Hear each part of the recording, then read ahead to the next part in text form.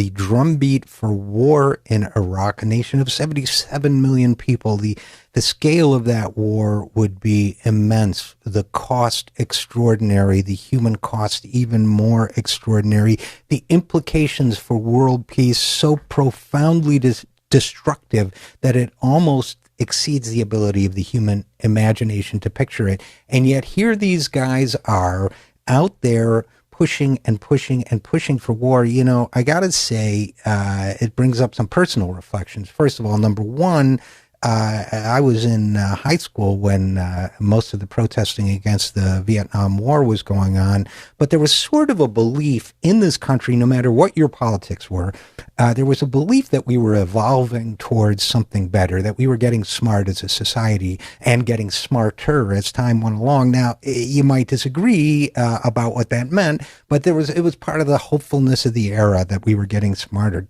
This kind of stuff really makes me wonder about that, and it should make us all wonder, what have we really learned? What have we really learned? Are we really capable of making the same stupid mistakes and tragic and horrifying mistakes tomorrow that we made yesterday? It also reminds me of the time I met General Wesley Clark. I was the musical entertainment. I guess this would have been about 10 years ago. I was the musical entertainment at a Democratic Party fundraiser in Santa Barbara.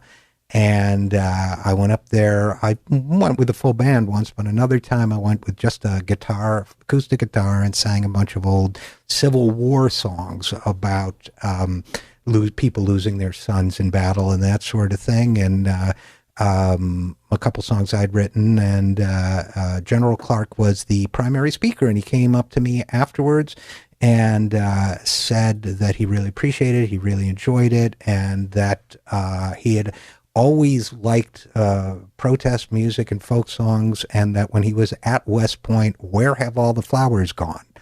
was his favorite song. So there's a little Wes Clark trivia you might not have known. He liked "Where Have All the Flowers Gone?" Now, if you don't remember that song, you probably do. Everybody's heard it. But that's the one where the same cycle of death and grief and stupidity happens over and over and over again. That, of course, was a Pete Seeger song. So now we have Tom Cotton, freshman Republican senator from Arkansas, authoring this letter to Iran. Now, the good news, signed by 47 Republican senators, but the good news is, as Politico reported earlier this week, the blowback startled even them.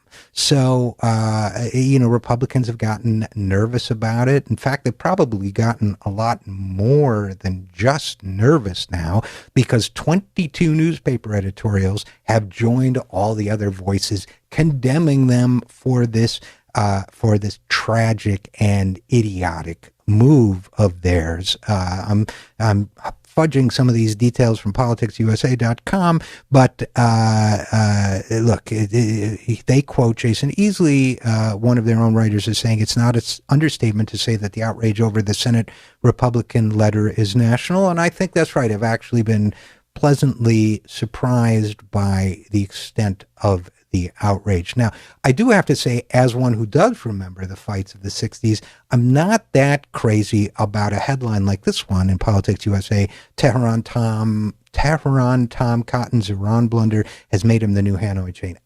I would encourage the left to stay away from, first of all, stigmatizing Jane Fonda as an example of somebody it's okay to hate. Secondly, the whole Tehran Tom thing. I mean, it's clever, but we've got to be careful. 47 traitors was a hashtag. I worry a little bit because I've seen the traitor nomenclature in the past used to marginalize voices on the left, voices for peace, far, far more than I've seen it used to marginalize conservatives, Republicans, or warmongers, if that isn't a redundancy of me to list those three separately. So I guess that said, my discomfort with the whole traitor meme, I would say that this is a good example of how we can push back against horrifying ideas and have some success. Now, John McCain, who signed the letter, admitted Tuesday night, again via Politics USA, that might have not might not have been the most effective way to respond to the peace negotiations, and that he didn't carefully read. I believe I read elsewhere, McCain said he didn't carefully read what he was signing. Okay, here's your resignation letter, Senator McCain. Now, what do we learn from this?